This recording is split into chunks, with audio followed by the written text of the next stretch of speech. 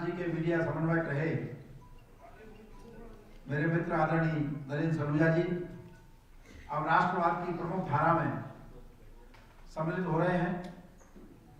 उन्होंने निश्चय किया है कि मैं इस भारत के लिए, इस राष्ट्र के लिए कुछ सार्थक काम करना चाहता हूं और इस नाते आज भी माननीय मुख्यमंत्री जी के सम्मुख भारतीय जनता पार्टी की सदस्यता ले रहे हैं। मैं माननीय मुख्यमंत्री जी से निवेदन करूंगा कि प्रिय सलूजा जी को भारतीय जनता पार्टी का अंग बनाकर परिवार में सम्मिलित करें। माननीय मुख्यमंत्री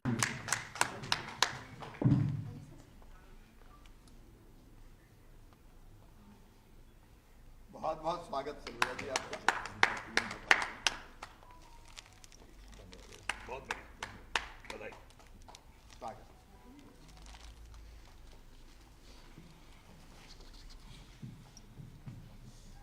मैं 1 मिनट शुभकामनाएं देके निकलता हूँ। फिर माननीय मुख्यमंत्री जी से निवेदन है कि हमारे नए साथी को शुभकामनाएं प्रदान करें।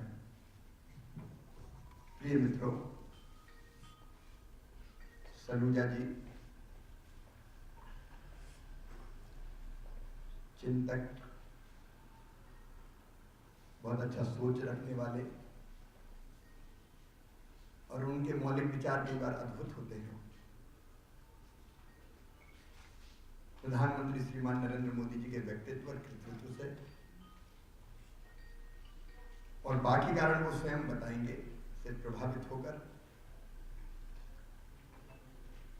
आज भारतीय जनता पार्टी के इस परिवार में सम्मिलित हो रहे हैं। भारतीय जनता पार्टी एक वैभवशाली, गौरवशाली, संपन्न और समृद्ध भारत के निर्माण के लिए मोदी जी के नेतृत्व में काम कर रही है और राष्ट्रीय पुनर्निर्माण का हिस्सा अब हमारे सलूजा जी हैं। उनके आने से भारतीय जनता पार्टी को मजबूती मिलेगी, बहुत बल मिलेगा और एक ऐसा नेता जो अपने तर्कों के और तथ्यों के आधार पर अपनी बात रखते हैं, भारतीय जनता पार्टी के पास होंगे। मैं भारतीय जनता पार्टी परिवार में उनका हृदय से स्वागत करता हूं, उन्हें शुभकामनाएं देता हूं। वो परिश्रम पूर्वक पार्टी का काम करें और देश के निर्माण में अपना अमूल्य योगदान दें। मेरी ओर से बहुत बहुत शुभकामनाएं। माननीय मुख्यमंत्री जी के आगामी प्रवास में अत्यंत व्यस्तता है।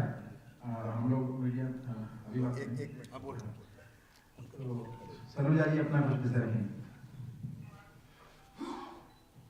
मैं भारतीय जनता पार्टी के कुशल नेतृत्व आदरणीय नरेंद्र मोदी जी, शिवराज सिंह चौहान जी, वीडी शर्मा जी, सबका आभारी हूं कि मुझ जैसे एक अदन्य से कार्यकर्ता को भारतीय जनता पार्टी में स्थान दिया।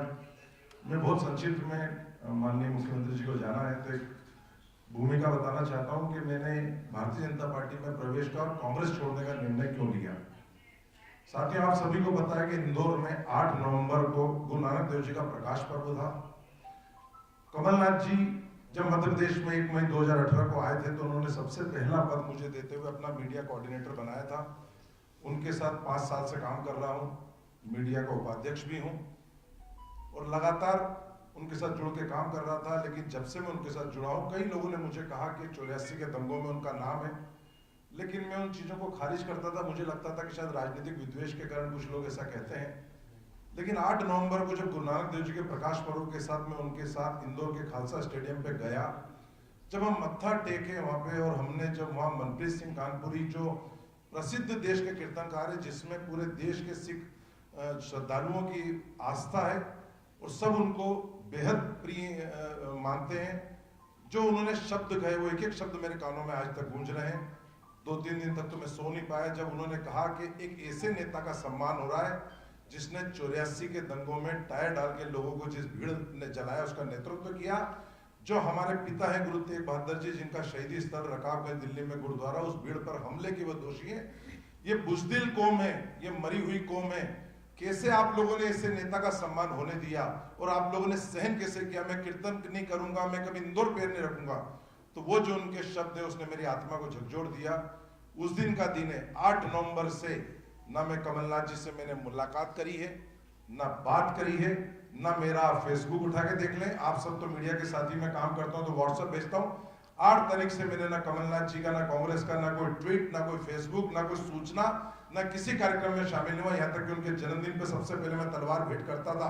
हर वर्ष के फोटो है मेरे, इस बार जन्मदिन पे बधाई देने भी नहीं आया, क्योंकि एक ऐसे व्यक्ति के ऊपर जिसके ऊपर मैं सबसे पहले अपने धर्म का हूँ, समाज का हूँ, और मुझे आहत किया है, मैं उस व्यक्ति के साथ नहीं रह सकता जिसके ऊपर मेरे धर्म के लोगों ने जिस प्रकार से दिल्ली, पंजाब के और वर्ल्ड के, ऑस्ट्रेलिया से ज्ञानी गुरुदेव सिंह जी का वीडियो आया कि किस प्रकार सिखों के 84 के दोषी उसका स्वागत कर रहे हैं, तो ऐसे व्यक्ति के साथ तो मैं कभी नहीं रह सकता। इसलिए मैंने निर्णय लिया है कि मैं ऐसे पद को, ऐसे व्यक्ति को, ऐसी पार्टी को ठोकर मारता हूं। मेरे लिए पहला मेरा धर्म समाज है, क्योंकि भारतीय जनता पार्टी की रीति नीति से प्रभावित हूं। शिवराज जी की विनम्रता, सहजता, कार्यशैली और जो जनता के बीच में सहजता से उपलब्ध होते हैं, जो उनके वीडी शर्मा जी के संगठन की जो क्षमता है, अद्भुत क्षमता है, उससे प्रभावित हूं। तो मैं भारतीय जनता पार्टी में प्रवेश ले रहा हूं और यही मेरे पार्टी छोड़ने का कारण है, क्योंकि मैं ऐसे नेता के साथ नहीं रह सकता जिसके ऊपर मेरे धर्म के लोगों का हत्या का आरोप हो।